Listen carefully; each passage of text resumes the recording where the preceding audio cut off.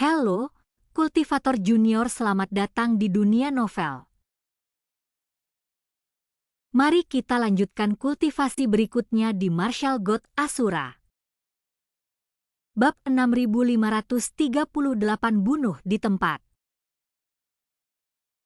Dasar makhluk kecil yang menjijikan, melihat ini, bibir Jie Tianran berkedut. Changli tercengang, dia mengira Jie Tianran tidak memiliki emosi, tetapi sekarang tampaknya dia juga bisa marah. Jie Tianran tidak pernah menyangka Chu Feng akan begitu keji, tidak hanya menekan susunan teleportasinya dengan kekuatan artefak suci. Mereka sengaja menyesatkan mereka dengan membuat mereka percaya bahwa selama mereka menurunkan tingkat kultivasi mereka akan kebal terhadap kekuatan penindas. Hanya setelah tokoh-tokoh yang lebih kuat dari Istana Suci Tujuh Alam memasuki medan bintang abadi, kekuatan penindasan yang sebenarnya mulai dilepaskan.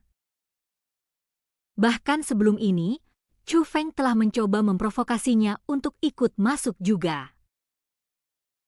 Untunglah dia tidak masuk, kalau tidak, dia akan benar-benar mempermalukan dirinya sendiri di depan umum. Namun, alih-alih meraung putus asa, dia membalikkan telapak tangannya dan sebuah manik transparan muncul di tangannya. Di dalam manik-manik itu terdapat sebuah pintu besar yang ditutupi dengan jimat-jimat yang tak terhitung jumlahnya.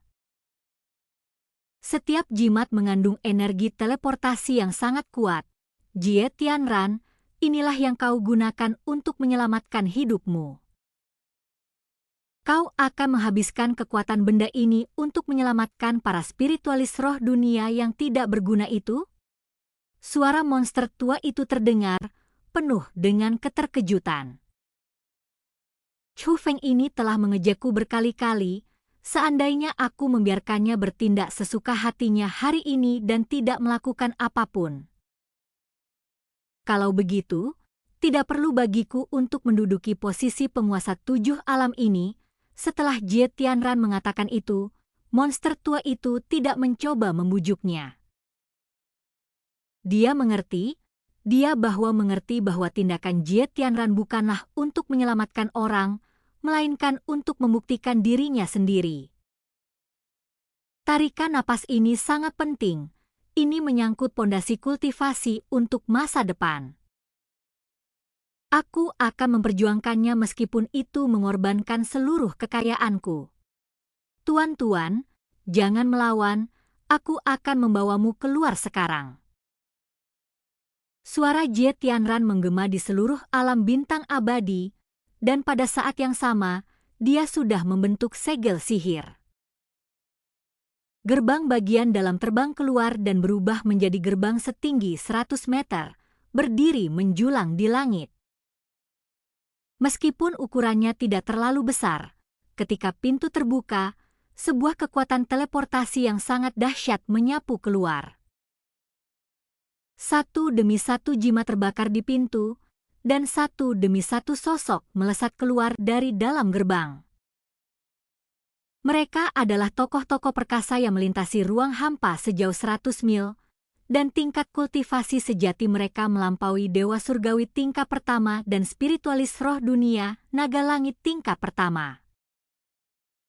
Oh, pada saat ini, Chu Feng secara alami menyadari bahwa kekuatan teleportasi yang terus muncul entah dari mana sedang menyelamatkan orang-orang kuat yang sedang ditekan oleh kekuatan penekan.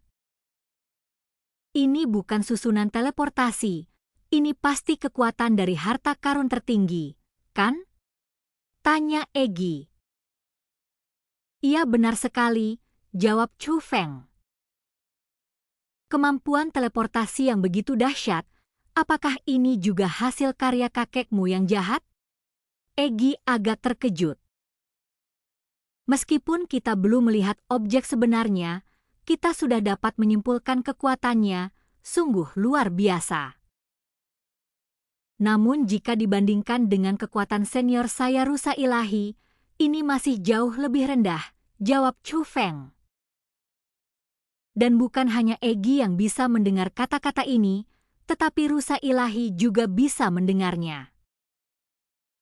Sekalipun kau tidak menyanjungku, aku tetap akan menyelamatkanmu, suara rusa ilahi pun terdengar. Hehe, aku tahu, aku hanya mengatakan yang sebenarnya, Chu Feng tertawa. Jangan remehkan kakekmu, harta karunnya agak aneh, dengan harta karun seperti itu, pasti ada trik lain yang dia miliki, rusa ilahi itu memperingatkan. Apakah senior itu mengira dia memiliki harta karun yang bisa menjebak kita? Tanya Chu Feng. Tidak, kata rusa ilahi itu. Baiklah kalau begitu, mendengar itu, Chu Feng merasa semakin percaya diri. Sementara itu, Baili Sukong dan yang lainnya memasuki dunia susunan. Begitu mereka melihat gerbang yang dipenuhi jimat, mereka akan mengerti bahwa Jie Tianran telah menggunakan harta karun yang sangat ampuh untuk menyelamatkan mereka. Terima kasih banyak, penguasa 7 alam, karena telah menyelamatkan kami. Maka Baili Sukong dan yang lainnya saling menggenggam tangan memberi hormat kepada Jie Tianran. Bahkan lelaki tua yang awalnya berdiri di 4 platform tinggi itu pun membungkuk kepadanya. Mereka semua adalah pakar tingkat atas dari sekte penjara netral. Jika sebelumnya mereka ragu terhadap Jie Tianran, sekarang mereka bisa yakin. Jie Tianran dan Chu Feng jelas bukan kaki tangan. Jika tidak, dengan kekuatan penekan yang ada di dalam medan bintang abadi, mereka bisa terbunuh. Kalian semua terlalu baik. Ini memang yang harus saya lakukan, jawab Jie Tianran. Penguasa 7 alam, apakah benar-benar tidak mungkin untuk menghentikan Chu Feng? Baili Sukong bertanya lagi.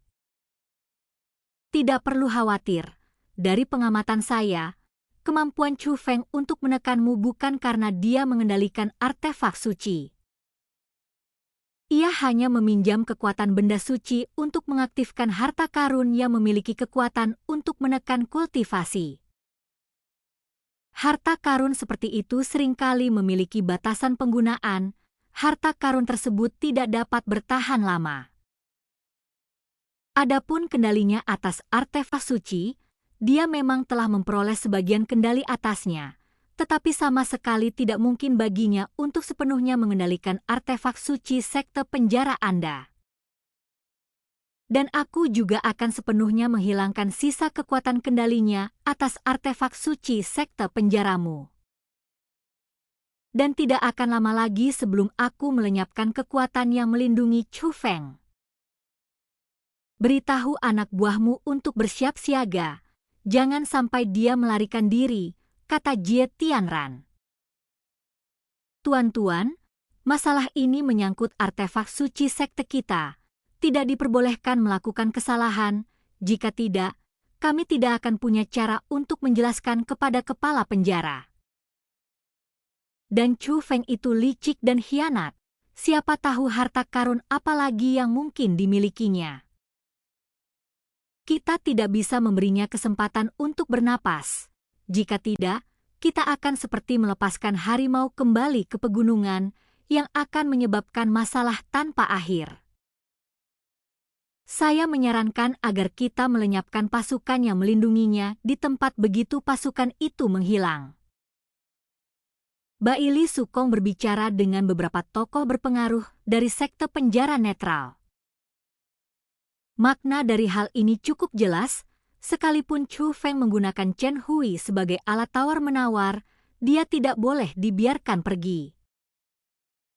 Tokoh-tokoh berpengaruh dari sekte penjara netral tidak menjawab secara langsung, mereka tetap diam sejenak. Semua orang tahu bahwa kelompok itu mungkin sedang membahas masalah ini secara rahasia. Tak lama kemudian, salah satu dari mereka memberikan jawaban, Chu Feng ini telah mengabaikan keagungan sekte penjara saya dan menghina artefak suci sekte penjara saya.